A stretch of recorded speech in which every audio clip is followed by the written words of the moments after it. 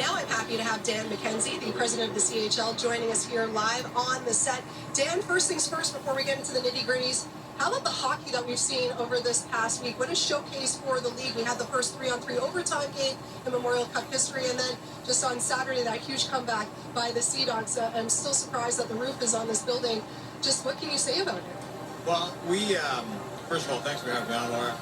You know, with the Memorial Cup, you know you're going to get great hockey. You expect to get great hockey, the 3 league champions, and then the host team.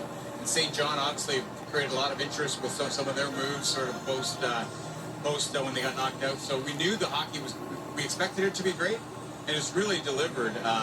When you talk to our hockey ops people, you know, they're saying this is some of the best hockey they've seen, and we have some folks who've been doing this for a long time. So we're really excited about the way the tournament's playing out, and we'll see how it plays, how it goes from here. We've been very spoiled with the hockey, and yeah, the Sea Dogs are kind of that wild card team coming into this tournament. Now here they are playing for the championship on Wednesday. Let's talk specifically now about the city of St. John.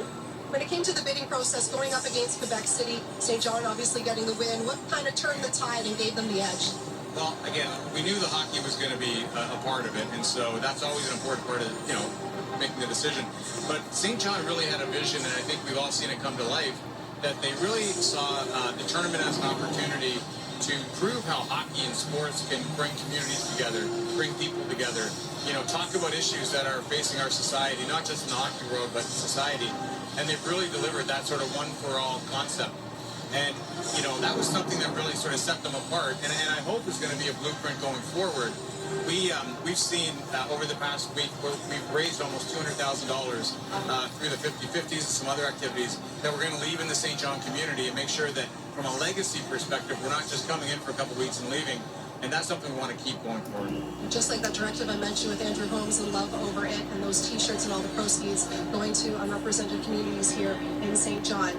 Well, I don't know if a lot of people, and I didn't really realize this as well, some of these players, they've got very full plates. Not only are they playing in the Memorial Cup, trying to win the hardest trophy in all of hockey, some of them had to take their final exams before this tournament even got underway. They have tutors and some specialists that travel with the teams on the road to give them some help as well. And you just realize how impressive it is and what they've been doing. Yeah, when you think about it, I didn't know this before I joined. I've only been here for a couple of years. Before joining, I didn't really realize that either. But when you watch these kids play hockey, they're really good, and the caliber is so high. You forget that they're kids and they're students, and so you know, for our guys, I think we had 4 players on Edmonton take their final exams while they were here before their first game, and they had all the teams brought their academic advisors to help the kids sort of finish off their school year. And, you know, the academic portion is a really important piece of the CHL experience. We like to say that we sort of offer young players the best of both worlds. I mean, a really great path on the hockey side, but just as important, and probably more important, given that the vast majority of our players end up using their scholarships. Every year you play, you get a year scholarship into college or university or trade school, whatever. So the vast majority of them will use that. I think last year the numbers are, we had almost 1,000 players use their scholarships, and our league contributed almost $10 million to that on an annual basis. So the academic piece is really, really important, and it's something we can't lose sight of as we're watching this great hockey. Yeah, because obviously not all of these players are going to end up in the NHL or in pro leagues, and they've got to have a pretty good backup plan, and this is definitely helping. Well, Dan, we appreciate you for joining us here on the show, and I guess we look ahead now to Kamloops 2023. Kamloops has the big shoes to fill. It's going to be fun. From one coast to the other, absolutely.